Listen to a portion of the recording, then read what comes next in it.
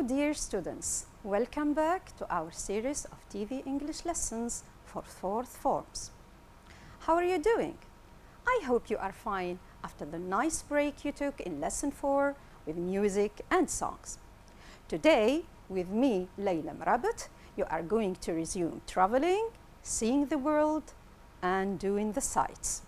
We will do this in lesson 5, unit 1, walking tour. This lesson has been prepared in collaboration with Mrs. Lama Atwi, ELT Inspector. Let me, before starting the lesson, tell you what we will be doing. We will study a map, then watch a video and scan for details. Next, we will prepare a tour itinerary, and these 3 steps will lead us to our final objective, writing a tour guide speech. Remember last time we met, we talked of different destinations and we talked of traveling in general. Guess which destination I have chosen for you today. Let me help you with some clues. Our destination used to be a part of the European Union. It is made up of 2 main islands, and this is its flag. I think you have guessed. Let's check. Yes, it's the United Kingdom. Let's have a look at the map of the United Kingdom. So, it is called the United Kingdom or the UK. It is a kingdom because it is ruled by a queen. You certainly know her name. She's Queen Elizabeth. So as I told you, it is made up of 2 main islands, and it is a part of Europe. I want you now to look very carefully at what is written on the map, because afterwards I have a riddle for you. But before we start our game, we need to know the geographical directions. Here we have the north, the south, the east, and the west. In between, we have the northeast, the northwest, the southeast, and the southwest. These words are nouns, but when we turn them to adjectives, using the suffix ERN, pronunciation changes too. Let's have a look. The noun north. North. So the TH is pronounced with a th sound. When we change it to an adjective, it becomes northern. Northern. Here we have the sound. The same thing with south. South. South. So the th sound. But when it changes to an adjective, it's southern. Southern. With east and west, there's not a big change, but we pronounce east with a long E, east. So east, eastern, west, and western. Are you ready to play the game? Let's play. Okay. We will start. Ready, steady, go. Question 1. Where is the United Kingdom located? Think. Time is over. Let's check. Yes, it is located in the west of Europe. So that's the part, that's the direction. Question 2. What borders the UK to the east and what borders it to the west? Remember, I told you to be careful. Think. Time is over. Let's check. Yes, the North Sea to the east and the Atlantic Ocean to the west. So here we pronounce the sea, sh, ocean. So the United Kingdom is bordered by the North Sea to the east and the Atlantic Ocean to the west. To border is a verb, but it can also be a noun. A border means a frontier. Next question. How many constituent countries are there in the UK? I hope you were so careful. So think. Let's check your answer. 4 constituent countries. Correct. So, the UK is made up of, or composed of, 4 constituent countries. Here, constituent is an adjective. We can express it differently. 4 countries constitute the UK. Here, constitute is a verb. Constituent is also a noun. A constituent means a component or a part of. Next question. What are the constituent countries of the UK? Try to remember the map. Think. Well, let's check. Here they are. So, England with the capital city London. Scotland, its capital city is Edinburgh. Wales has Cardiff as a capital city. And Northern Ireland, its capital city is Belfast. So, these are the 4 constituent countries of the UK with their capital cities. But what is the capital city of the UK now? Of course, it's London. My dear students, London today is our destination for our walking tour. Now, together, we will watch a video. I want you to watch the video, listen carefully, and pick out the following information about London. Tell me where it is located, the number of inhabitants, what makes it a very important city, and how old is it?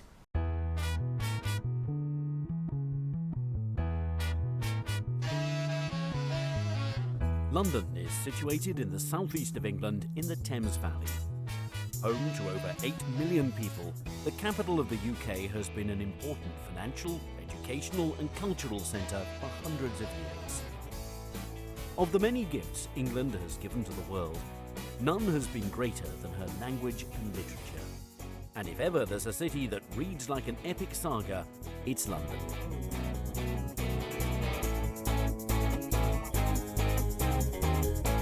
The story of London began in the Bronze Age, but it didn't really get going until the Romans withdrew in the 5th century. Growing into one of the great medieval trading cities, she truly came of age in the 11th century, when William the Conqueror built the Tower of London, which was to become one of England's grimmest prisons. London is very easy to navigate around and is compact enough to explore on foot. So, I hope you were careful enough, and let's check your answers. Where is London located? Correct. It is located southeast of England. How many people live there? Over 8 million people live in London. Indeed, a very big city. What makes it important?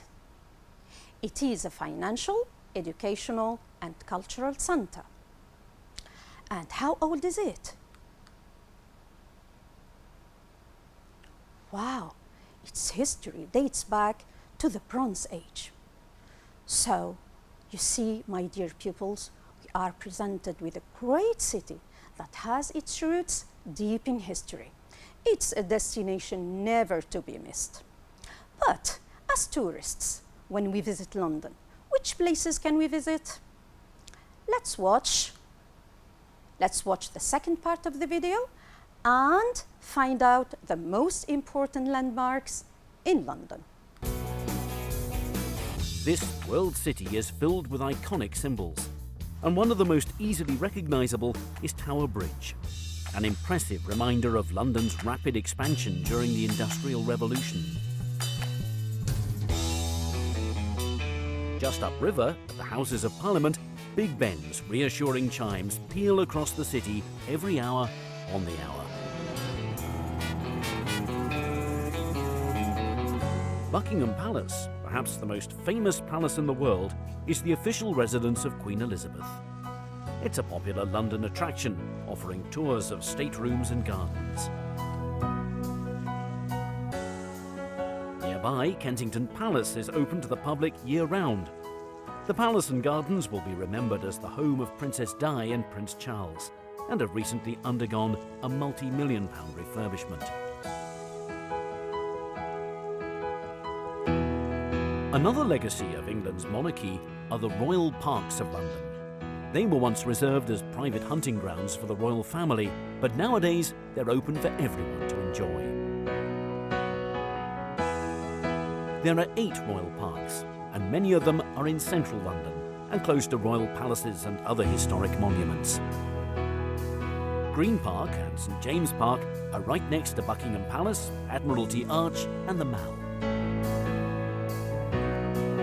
Hyde Park is perhaps the most famous, with its man-made lake, the Serpentine, and on the other side, Kensington Gardens is a beautiful open expanse that stretches east towards Kensington Palace.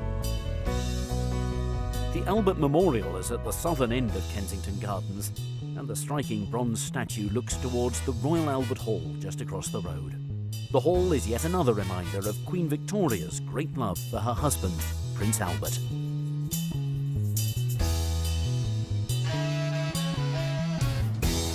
Many of London's greatest stories have begun in her houses of worship, and none is so impressive and important as Westminster Abbey.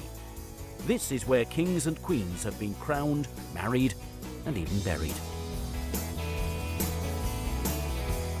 London was rebuilt after the Great Fire in 1666, and St Paul's Cathedral is the most enduring monument to the city's transformation.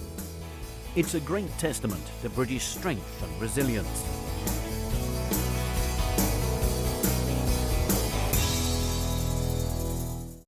The speaker, you notice that the speaker in the video mentioned several amazing landmarks. I have chosen 5 of them for you. Let's see them. Tower Bridge, famous Big Ben, celebrated home of the Queen, Buckingham Palace, spectacular and gorgeous royal parks, and magnificent Westminster Abbey.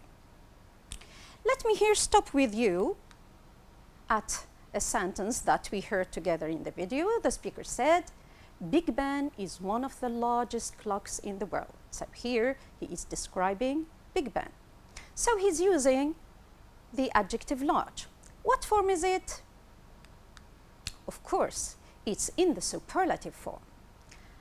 What is it composed of? The plus short adjective plus est. Another sentence we heard together in the video, Buckingham Palace is the most famous palace in the world. Here again, it's a descriptive statement and an adjective, but a different structure. So we have the most plus famous. Why this structure? Because this is a long adjective. So let's recap. So the superlative form, there are 2 structures to use the superlative form, the plus short adjective plus est, the most or the least plus long adjective. But let me remind you that there are certain adjectives that don't respect the rule. These are what we call irregular superlatives. Good changes to the best, bad changes to the worst, little the least, much and many become the most, and far changes to the farthest or the furthest. Now, when we go to London, what can we do as activities in these landmarks? I'm going to give you a number of activities. I want you to match them with their corresponding landmark. Let's read them. Discovering where most kings and queens were crowned, relaxing and communing with nature, watching the changing of the guard ceremony, discovering the engineering and construction methods of the Victorian times, and finally admiring one of the largest and most reliable clocks in the world. Let's start with Tower Bridge. What can we do there? Of course, there we can discover the engineering and construction methods of the old Victorian times. What about Big Ben? There, we can admire one of the largest and most reliable clocks in the world. Notice here, we have the superlative form again, the largest and the most reliable. A short adjective and a long one. If we visit Buckingham Palace, what can we do there? Of course, apart from admiring the magnificent architecture, we can also watch the changing of the guard ceremony. It's a ceremony that takes place there every day. Now, London is a very big city, and touring it on foot is a bit tiring. So where can we take a rest? Of course, we can relax and commune with nature in one of the royal parks. And finally, if you want to discover where most kings and queens were crowned, married, or even buried, you will do this when you visit Westminster Abbey. Here, my students, personally, I can't wait visiting London. So, what about going to a travel agency and booking a walk-in tour? So, suppose now we are in the travel agency to book the walk-in tour. There, the tour's guide gave us an itinerary. Itinerary? What is it? Don't worry, I will tell you. Itinerary. It's a travel document recording a route or a journey. Let's check the pronunciation. Itinerary. Itinerary. Okay, here is the itinerary that our travel agent gave to us. So you see, the itinerary is made up of the time and the different activities. As you see, it takes a whole day. That's the morning part, and this is the afternoon's part. Now, the time in the morning has AM. AM stands for ante-meridium. It means before midday. The time in the afternoon takes PM. PM is post-meridium. This means after midday. So, you see here different activities, but don't worry, I will explain it to you more in detail on this map. So, at 7:30 in the morning, our bus will take us to Trafalgar Square. There, we will have a delicious English breakfast. Then, we will start our walking tour with Big Ben, After that, we will head to Westminster Abbey. Next, we will visit Buckingham Palace at the right time to watch the changing of the guard ceremony, remember. Then, it will be lunchtime. After lunch, we will not be able to carry on walking, so we need to rest a bit. We will do this at Hyde Park. There you can relax, commune with nature, and take up some activities. After that, it will be time for shopping for souvenirs, gifts and presents for your family. Then we will finish our walking tour with visiting Tower Bridge. Finally, at 6:30 p.m., our bus will take us back to our hotel. Okay. Now, the tour's guide gave us the itinerary. We had a look at it, and then she started writing her speech. So now we are going to help her writing her speech. Before writing, we have to know which parts should be included in the speech. She will greet her travelers and welcome them to the walking tour. Then she will introduce herself and the travel agency on behalf of which she's talking. And she will briefly describe the destination. This, of course, will be in the introductory part. Now, in the main part, which is the content, she will explain in detail the itinerary we saw together. And in the final part, which is the conclusion, she will end her speech with some closing remarks and offer some time for her travelers for some questions. Okay, here is our guide's first draft. I will give you some time, read it, and see if she included all the parts. Let's read.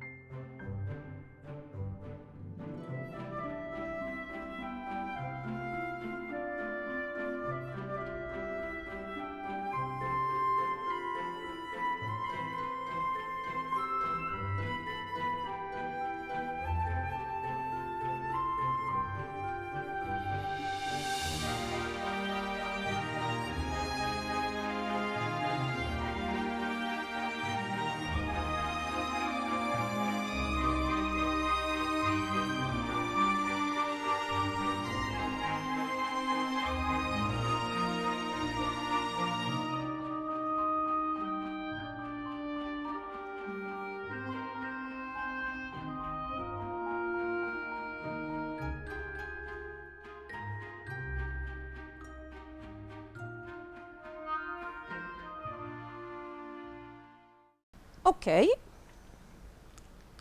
let's see. Oh, that's Jane. Hi, Jane. Let's see if Jane included all the parts we saw together. That's the introductory part. So we agreed that she should start with greeting her audience, introducing herself and her travel agency. She welcomes then the tourists and describes very briefly the destination. Let's check. Hi, everyone. That's a greeting. It's there. My name is Jane. I'll be your guide for this tour. Good. She introduces herself. Then, I'd like to welcome you all to our walking tour in London City. Very good. She welcomes her tourists. Here she talks of London. She says, it's a great, beautiful city where you'll be fascinated by the magic blend of history, authenticity, and modern aspects. Very good. She describes the destination. But look with me. I think there is a part missing. What is it? Sure, you know it. She didn't mention the name of her travel agency. Let's help her insert this part. For example, on the behalf of Unforgettable London Tours, I'd like to welcome you all to our walking our walking tour in London City. Let's pass now to the main part, the content. There we said that she will explain in detail the itinerary and then she offers advice to her tourists. Let's see. So she has almost mentioned all the parts. So Trafalgar Square at about 7:30, English breakfast at a nearby cafe, Big Ben, Westminster Abbey, Buckingham Palace, Hyde Park. Lunch break will be at about 1 p.m. Shopping for souvenirs at Oxford Street. The final destination is Tower Bridge, and finally you will be back at your hotel at about 6:30. So all the details are there. And here, what's this? Let's see. I hope you have brought umbrellas and good shoes because we have a lot of walking to do. So this is offering advice. She has offered advice to her tourists to bring good shoes because it's a walking tour, and she advises them to bring umbrellas because, you know, it's typical of London to rain at any time. Here, Jane starts with herself and prepares her umbrella. Then we move to the final part, which is the conclusion. where she wishes them a good tour and gives them time for some questions. Let's read. I wish you will have a wonderful time in London. Very good.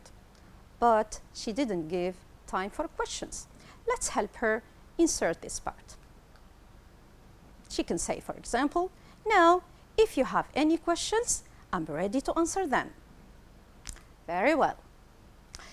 Now, we are sure that all the parts are included.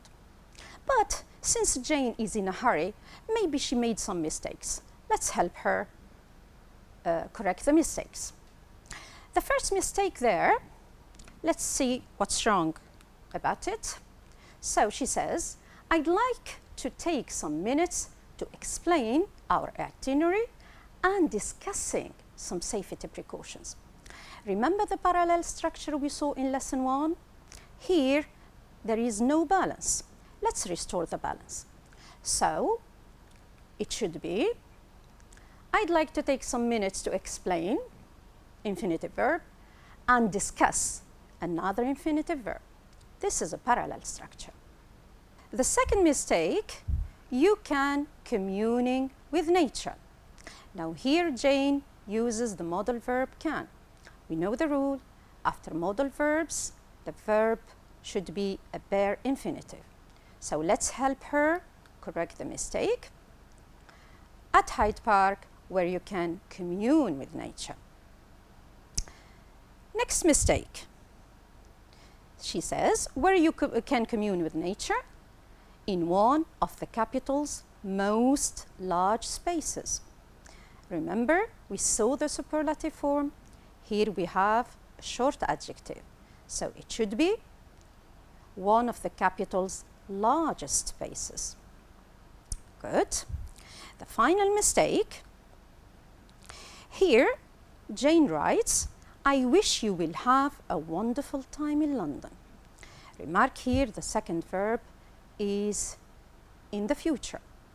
But after which, we can't use the future, so we should use another verb like wish, which is hope. Here it's more appropriate and correct. I hope you will have a wonderful time in London. Okay, now Jane's speech is ready. All the parts are included and there is no mistake. Now Jane can go and meet her group of tourists and set off for London. What about us? We will join her after the lockdown, promise. But what will you do for the time being? For the time being, you will write. So I want you to choose a tourist destination, the one you like. Prepare a tour itinerary, follow the model you have in your lesson, and write a tour guide speech. Follow the steps I told you about and give the piece of writing to your teacher for feedback. Before we say goodbye, let's wrap up the lesson.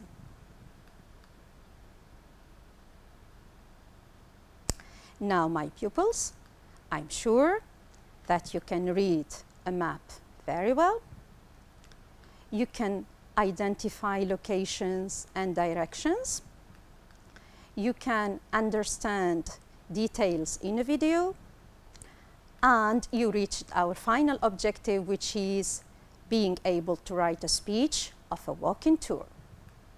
With this, we have reached the end of our lesson. Thank you for watching. I hope you enjoyed my lesson and benefited from it. Goodbye for now. Take care.